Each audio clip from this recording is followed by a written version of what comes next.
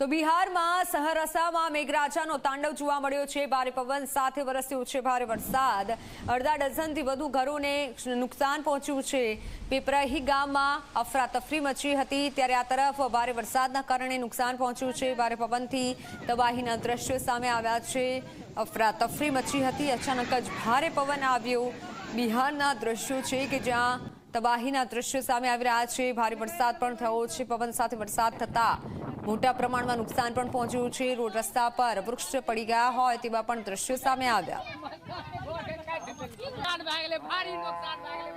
પીપરહી ગામમાં અફરાતફરી મચી છે, લોકોના ઘરોને નુકસાન પહોંચ્યું છે। ભારે પવન થવાથી તબાહીના દ્રશ્યો જે સામે આવી રહ્યા છે, મોટા પ્રમાણમાં નુકસાન પણ થયું છે। પવન સાથે વરસાદ વરસ્યો તો બિહારમાં પણ અત્યારે પરિસ્થિતિ વિકટ છે। અડધા ડઝનથી વધુ ઘરોને નુકસાન પહોંચ્યું છે। લોકોના ઘરોમાં આ રીતે જે કાટમાળ છે તે ઘૂસી ગયો હતો। પવનના કારણે ઘરોને નુકસાન પહોંચ્યું છે।